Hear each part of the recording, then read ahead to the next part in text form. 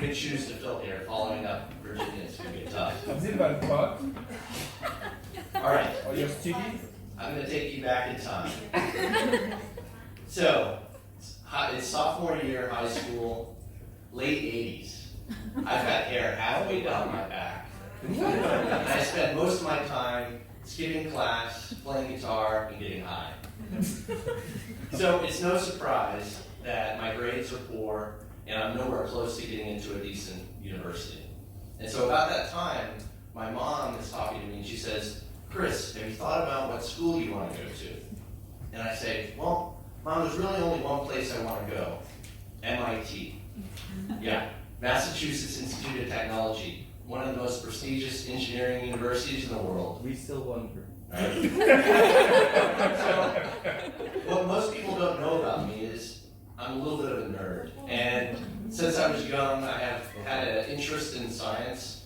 And the first time I heard about MIT, I was about 12. I was watching my favorite science program on TV, and I see these robots. They're hopping and doing flips in a lab at MIT.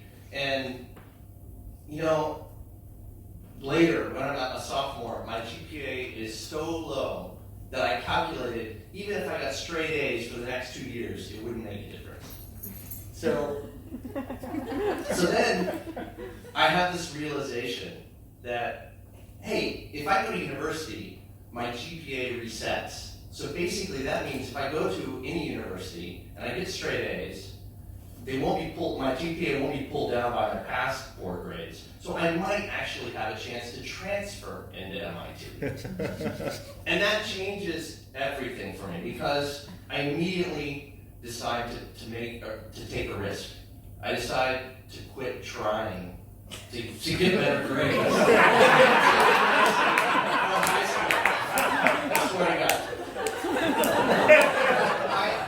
I decided instead that I'll just take it easy. Get into the easiest school that I could enter, and then focus my attention then to transfer to MIT. So seriously, 2 years later, I show up and I'm starting at the University of Texas, and I make it my mission to transform myself into a top student. But it didn't always go exactly as planned. So I show up, first day of classes, and it's my chemistry class, and it's the largest and the most diverse class in my engineering curriculum, which basically means the most girls. So I get this idea that I'm going to have hot study partners. So I pick out the two hottest girls in the class, make a point to find them afterwards, and make them my study partners for the semester. And in the meantime, I'm out most nights partying, and before the end of the semester, I'm dating a stripper. Not exactly the transformation that I was expecting. And making things worse, many days I was skipping class or falling asleep in class. So I really needed to do something that was more adapted to my style. And I realized, okay, if I'm not going to learn in class, I realized everything I need to know is in the textbook. So I decide to spend my time focusing there. So whenever I get struggle, I read the chapters over and over again. I do the practice problems, and eventually hammer the concepts into my head. And this allows me not just to keep up, I have to catch up because I'm far behind the top students. And then I also make this decision that I'm going to focus on the exam. So any other days of the week I can go party, but around the exams I focus like a laser. So literally days around the exam, I shut myself in the room and study, don't sleep, and do all the practice questions in the book. And I find a way to know when I'm ready to ace an exam. The night before, I go around the dorm and I find all the study groups and ask them to give me the problems they can't solve. And if I solve those problems, then I know I can ace the test. So it works.